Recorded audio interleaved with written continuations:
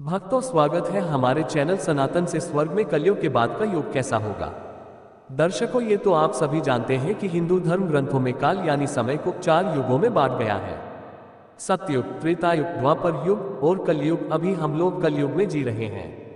कलयुग यानी एक ऐसा युग जिसमें मनुष्य जाति का मन असंतोष भरा हो, सभी मानसिक रूप से दुखी हो, धर्म का सिर्फ 1/4 अंश रह गया हो। वर्तमान परिस्थिति में ये चरितार्थ होता हुआ दिख रहा है। आज चारों ओर अहंकार, प्रतिशोध, लालच और आतंकी दिखाई देता है। कलयुग कितना बचा है अभी। पुराणों में कलयुग को मनुष्यों के लिए सराफ के माना गया है। लेकिन दोस्तों, क्या आपने कभी सोचा है कि कलयुग कब शुरू हुआ या फिर इस सार्पित युग का अंत कब होगा और उसके बाद कौन से युग आएगा?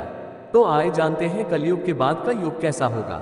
धार्मिक ग्रंथों के अनुसार युगों के परिवर्तन का ये 22वां चक्र चल रहा है। गीता में भी इस बात का वर्णन किया गया है। गीता के अनुसार परिवर्तन ही इस सृष्टि का नियम है। जैसे आत्मा एक शरीर को छोड़कर दूसरा शरीर धारण करती है, दिन के बाद रात होती है, जैसे ऋतु भी आपने निश्चित समय के साथ परिवर्तित होती है, ठीक उसी तरह एक निर्धारित कालखंड के बाद इस सृष्टि में युग का परिवर्तन होना भी अटल सत्य है।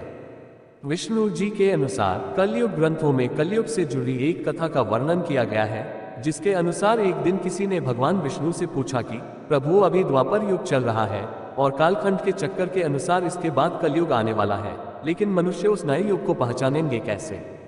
तब विष्णु जी ने कहा, जब दुनिया में पाप बढ़ जाएगा तब समझ लेना कि कलयुग शुरू हो चुका है। उसके बाद में शिव और ब्रह्मा एक हो जाएगा और फिर जब कलयुग हम सब पर हावी हो जाएगा तो हम तीनों मिलकर इस युग का अंत कर देंगे और एक नई युग की शुरुआत होगी, जहां सब कुछ फिर से नए से शुरुआत होगा। कलयुग के कितने साल बचे हैं? हिंदू धर्म ग्रंथों के अनुसार कलयुग का काल 4,32,000 साल लंबा है और अभी कलयुग का प्रथम चरण ही चल रहा है। ऐसा माना जाता है कि कलयुग का प्रारंभ 3102 BC से हुआ था, जब 5 ग्रह मंगल, बुध, शुक्र, बृहस्पति और शनि मेष राशि पर 0 डिग्री पर हो गए थे। इसका अर्थ ये हुआ कि कलयुग के 5121 वर्ष बीत चुका है और 4,26,880 वर्ष अभी बाकी है। परंतु कलयुग का अंत कैसा होगा, इसका वर्णन हमें 12वें पुराण में मिलता है। कलयुग का अंत कौन से सन में होगा?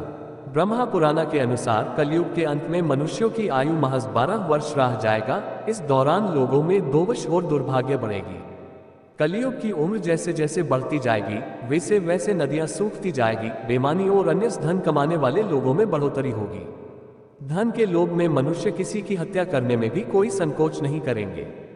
मनुष्य पूजा पाठ, व्रत, उपवास और सभी धार्मिक काम करना बंद कर देगी। गाय दूध देने बंद कर देंगे। मानवता नष्ट हो जाएगी। लड़कियां बिल्कुल भी सुरक्षित नहीं रहेंगी। उनका अपने ही घर में शोषण होगा। अपने ही घर के लोग उनके साथ व्यभिचार करेंगे। बाप बेटी, भाई बहन कोई रिश्ता नहीं रह जाएंगे। एक भाई दूसरे भाई का शत्रु हो जाएगा। शादी जैसा पवित्र रिश्ता अपवित्र हो जाएगा। किसी भी की शादीशुदा जिंदगी ठीक से नहीं चलेगी। पति पत्नी एक दूसरे से बेवफा करेंगे। कलयुग में समाज हिंसक हो जाएगा। जो लोग बलवान होंगे उनका ही राज्य चलेगा और जब आतंक अपनी चरम सीमा में होगा तब भगवान विष्णु कल की अवतार लेंगे और पृथ्वी के समस्त धर्मियों का नाश कर देंगे। शिव पुराण के अनुसार कलयुग वही शिव पुराण में कलयुग के बारे में बताया गया है। शिव पुराण के अनुसार घोर कलयुग आने पर मनुष्य पुनः कर्म छोड़कर दुराचार में फंस जाएंगे, यानी गलत कर्मों में फंस जाएंगे और सबके सब सत्य से मुंह फेर लेंगे। दूसरों की निंदा में तत्पर हो जाएंगे। दूसरों के धन को हड़पने की इच्छा मनुष्य के मन घन कर जाएगी। पराई स्त्री पर मनुष्यों का मन हस्तगत होने लगेगा तथा वो दूसरे प्राणी की हिंसा करने लगेंगे। सभी अपने शरीर को ही आत्मा समझेंगे। ये ऐसा युग होगा जिसमें मनुष्य गुण, नास्तिक और पशु बुद्धि वाले होंगे। संतान अपनी माता पिता से दुवश रखेगी। ब्राह्मण वेद बेचकर जीविका चलेंगे। धन का उपार्जन करने के लिए ही विधा का अभ्यास करेंगे और मन में महित रहेंगे। अपनी जाति के कर्म छोड़ दूसरों को टांगेंगे।